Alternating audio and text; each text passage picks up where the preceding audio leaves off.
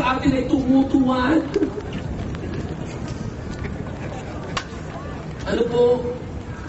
Nasa Biblia nila yung mga propeta ay tumutuwad.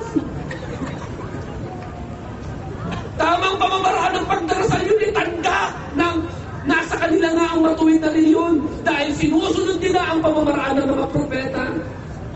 Si Moses, mga bilang 20 talatang 5, kasama si Aaron, sila'y pumunta sa loob ng bahay panalangin, tabernakulo, at nagpatira pa at tumawag sa Diyos at nakipag-usap sa Diyos. Ang masakit pati yung Panginoon niya na tinatawag ng Panginoong Jesucristo. Si Kristo hindi naman nagtalon ng nagtatalon eh. Hindi nagsasayaw ng tamang pamamaraan daw yun eh. Si Kristo pang nagdarasal, nagpapatira pa! Mateo 26, talatang 37. Si Kristo mismo na pinapanginoon nila, Diyos nila, may tinatawag na Diyos! Paano yung paniniwala ng mga taong ito? Si Kristo, humahali sa lupa, nananawagan sa Diyos. Tapos sasabihin nila, Panginoon daw si Kristo. Wala nang may pakita. Ano ibig sabihin niyan? May termino, bulangan. Luko, ay hindi uubra, mga kapatid. Yung ganito mga ngaral. Luko, napaka-dangerous. Ano nyo po ba na pinaka-dangerous yung mga ganitong tao? Dahil bakit? Ang nasasangkot dito, mga magulang at mga kapatid, ay kaluluwa ng tao. Kaluluwa, kaligtasan ng tao. Paano na kung ang nadatang aral ng mga tao ito, ang nakarinig ng mga kaluluwa ay mga tulad ng mga ganitong mga ngaral? Saan napupunta ang tao? Saan napupunta ang kanilang kaluluwa? Sana sila dadamputin, mga magulang at mga kapatid. Hindi walang iba kundi ang kapahamakan. Dahil bakit? Wala sa kanila ang tanda ng matuwid na reliyon. Kaya mga magulang at mga kapatid, tunay, ito na lamang po winawakasan ang aking pananalita. Ano po?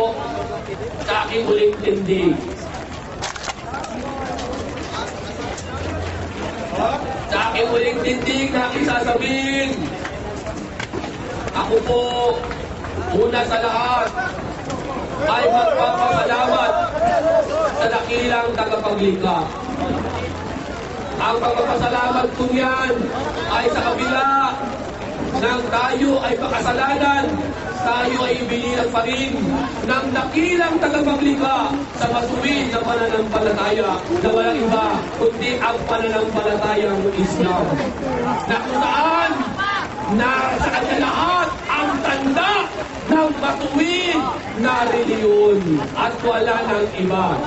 Kaya nawa tayo ay patuloy, mga mahal na kapatid, na magsumikap na makasunod sa lahat ng mga alituntunin na itinuturo sa loob ng pananampalatayang Islam.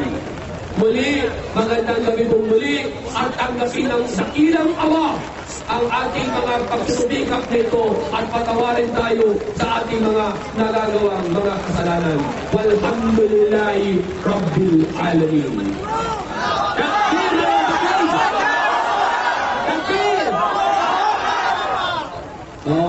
Okay. Mga kapatid, yung mga walang masilungan, mayroong mga pen dyan sa likod. Pwede kayong sibilan nyo. Yung mga may payo naman, i-share po natin yung mga kapatid natin. Okay. Pastor, meron tayong tanungan. Ano po? Ito yung nakalagay naman sa tuntataw na sindungan. Opo. Atas na gadget. Yung mga Martian, yung mga Martian, huwag yung palalapasin dito. Mga kapatid, yung mga may payong nila lang po. Yung mga magtatanong isa-isa lalapit dito, ano po. Meron naman ditong pangalan kayo. Nakalista dito po sa akin. Okay. Pera?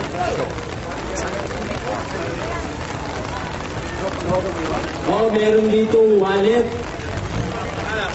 Wallet kulay brown. Hindi ko muna mapanggitin kung ano pangalan. At ano po ang religion niya pagkasabi na po?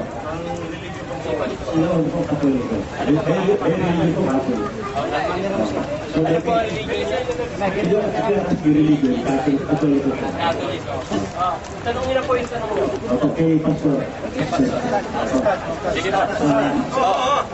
Wala na po tayong answer. Wala na. Basta, Bilang, nagtatanong lang po ako.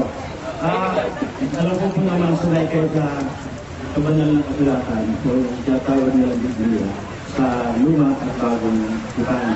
So, naniniwala po ako na alam ninyo yung tungkol sa tinatawag ng paglalang. Di po ba nang nagkasala ang lalaki at babae tungkol sa pagkain ng bunga ng pagkakilala ng sama at mabuto? Sinabi ng Diyos na sa araw na kumain ka ng bungang walang pagsalang at ikaw ay mamatay. At tanong ko po, namatay po ba sila ng araw na yan? Hindi po. Kaya po, ang dalawang tanong po, di ba? Opo. Tungkol po sa pagkain ng baboy. Yung po sinasabing ang pagkain po, ha? Sa pagkain tumutuloy, sa puso o sa bituka? Well, sa pagkain po turing doon, action po, practical po yan. Ibig sabihin, pagkain na dapat impasok sa lalamunan. Kasi kulang. Wala pong masamang pumapasok sa buhay ng tao ayon sa Panginoon sa Kristo. Ang masama po ay ang lumalaban. Kaya sinabi ko ng Panginoon sa Kristo, ang pagkain po kahit pa ano yan, ay tumutuloy sa bituka at iniluluwa ng ating mga. Nagtatanong po ba kayo, nagpapaliwanag? Tatlo lang po. Tatlo lang po. Sa inyo po, dinutuloy ko kayong Panginoon sa Panginoon sa Kristo. Magbibigay tayo ng patakaran dito, ano? Sa bawat magtatanong, dapat isa lang. Pero pinagbigyan ko po kayo sa pangalawa, hanggang pangalawa lang po. Kasi dapat isa lang. Okay po. Sasagot po si Richard. Bigyan natin ang sagot si Richard. Sabi niyo, ito ba yun?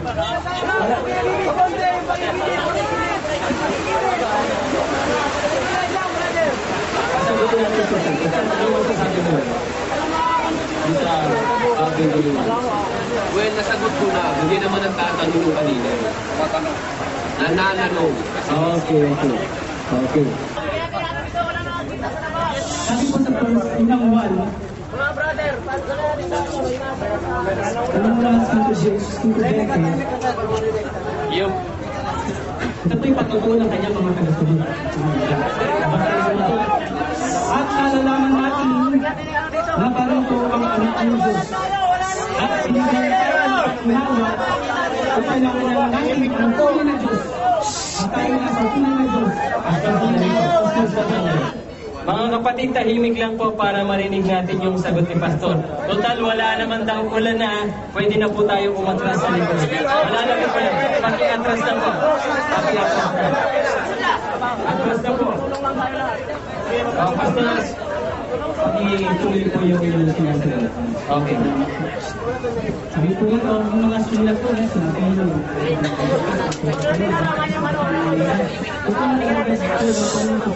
Tahimik lang. Sabi-sabi po, First John chapter 5 verse 20, at ang ating kaparito ng anak ng Diyos, at bigyan tayo ng pag-unawa upang magkilala natin ang tunay na Diyos. At tayo na sa tunay na Diyos, sa kanyang anak ng Kristo Kristo, kaya ang tunay na Diyos at buhay na walang hanggan. Salamat po. Para na siguro ano, no? Baka pwede natin matras.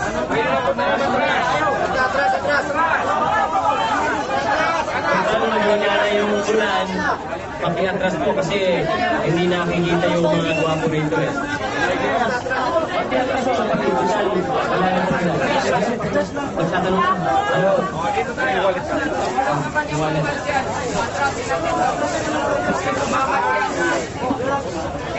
Ako talagang sa mga magtatanong, yung mga magtatanong, ano lang yung mga... Pakibabali lang po para may tuloy natin yung ating tanong. Ang tinatawagan po si Abdul Hamid Abiel. Sino po yan? Okay, dada. Ano mo na pa? Pakilala mo kung anong pangalan mo? Magandang gabi po sa inyo lahat. Ako po si Roy Javier, dati po sa Krista. Ako ngayon po si Abdul Hamid.